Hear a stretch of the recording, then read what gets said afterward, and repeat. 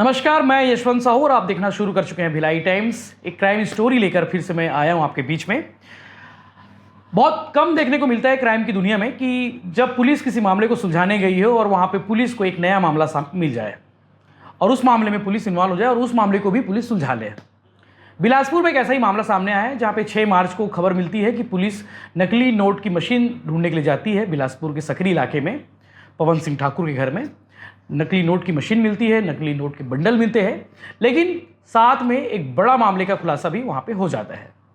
Police जांच करते करते घर के छत पर पहुँचती है और छत पे जो बदबू आती है वो बदबू लाश की होती है। पवन सिंह ठाकुर है, आरोपी है, नकली नोट के मामले में गिरफ्तार होता है और पुलिस इस मामले की जांच के दायरा बढ़ाने के लिए उसके घर की तलाशी लेती है और तलाशी लेते लेते घर में लाश मिल जाता है। वो लाश होती है सीता साहू की। सीता साहू पवन सिंह ठाकुर की पत्नी थी।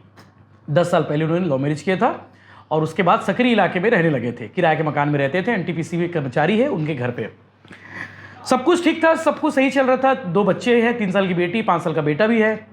लेकिन चरित्र शक जो होता है, अक्सर मामलों में जो पति पत्नी के बीच में जो विवाद का सबसे बड़ा कारण होता है वो चरित्र शक होता है। अफेयर की जो शक होते हैं वो होते हैं। पवन सिंह ठाकुर भी अपनी पत्नी को लेकर शक करता था कि वो किसी से बात करती है, उसका अफेयर किसी लड़के के साथ में है, किसी के दूसरे के साथ में है। वो अक्सर इस पर शक करता था। एक दिन 6 जनवरी की बात है, आज से 2-3 महीना पहले 6 जनवरी को अपने दोनों बच्चों को जो है पवन सिंह ठाकुर अपने माता पिता के घर भेजता है। घर में दोनों रहते हैं और उसके बाद गला दबाकर उसकी हत्या करता है। हत्या करने के बाद लाश के 6 टुकड़े करता है, सिर और पैर अलग। उसके बाद 6 टुकड़े करने के बाद लाश को पॉलीथीन में पैक करता है। पॉलीथीन में पैक करने के बाद पानी टंकी में जो छत के ऊपर होती है उस पानी टंकी वहाँ से पानी खाली करता है। पानी खाली करने के बाद शव को डाल देता है, 6 टुकड़ों को डाल देता है सील पैक करके, पॉलीथीन में पैक करके टंकी के अंदर में। चूँकि बिलासपुर पुलिस एक मामले का जाँच करने के लिए उसके घर पर पहुँची होती है। लाश बदबू आती है, बदबू आते ही टंकी के पास पहुँचती है। टंकी जब जाती है पुलिस तो देखती है कि हैरान हो जाती है कि अंदर में तो लाश है और लाश वो भी 6 टुकड़ों में। पुलिस पूछताछ करती है। पवन सिंह ठाकुर बताता है कि उसने 6 जनवरी को अपनी पत्नी सीता साहू की हत्या कर दिया और हत्या करने के बाद लाश के 6 टुकड़े काटने के बाद टंकी में डाल दिया। ये भी बताया कि उसने दोनों लव मैरिज किए थे। लव मैरिज करने के बाद सब कुछ ठीक चल रहा था इनके बीच में, लेकिन चरित्र शक के बीच में वो अपनी पत्नी की वारदात को हत्या कर देता है, अपनी पत्नी की हत्या कर देता है।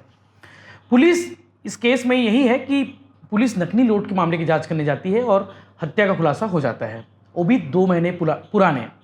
ये बिल्कुल आफ्ताब और श्रद्धा हत्याकांड जैसी है, जिसमें आफ्ताब ने मई में हत्या की वारदात को अंजाम देता है और नवंबर में इसका खुलासा होता है। अगर पुलिस भी उस मामले में नकली नोट की मशीन जांच करने के लिए छत पर नहीं पहुंचती तो शायद ये मामला भी दबा का दबा रह जाता, क्योंकि सीता ने लव मैरिज की हुई थी तो सीता के घर वाले भी ज़्यादा बातचीत करते नहीं थे, तो सीता के बारे में कोई अपडेट भी नहीं था। ये सिर्फ पवन सिंह ठाकुर जानता था कि उसकी हत्या वो कर चुका है।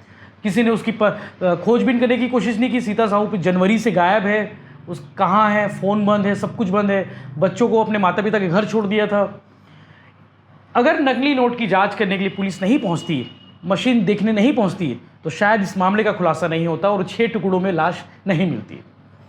पुलिस ने आरोपी पवन सिंह ठाकुर को गिरफ्तार कर लिया है और गिरफ्तार करने के बाद पुलिस इस मामले की जाँच कर रही कि आखिर उसने हत्या की वारदात को क्यों अंजाम दिया। हालांकि एक रीज़न सामने आया है चरित्र शक की, लेकिन और भी कुछ रीज़न हो सकते हैं, ये आगे की जांच में पता चलेगा। बिलासपुर एसपी संतोष सिंह ने क्या कुछ कहा, आप आगे वीडियो में देखिए। जो इस व्यक्ति ने अपनी पत्नी को मारा था और उसको 5 टुकड़े इसने कर दिए थे और उसकी बॉडी को इसने केमिकल में डाल के वाटर टाइट सिंटेक्स उसमें पैक कर रखा था। बॉडी काफ़ी हद तक डिस्पोज हो चुकी है, जो पहचान में नहीं आ रही है, लेकिन उसमें हम लोग पहचान पंचनामा भी कर रहे हैं, साथ साथ उसका पोस्टमार्टम भी कर रहे हैं।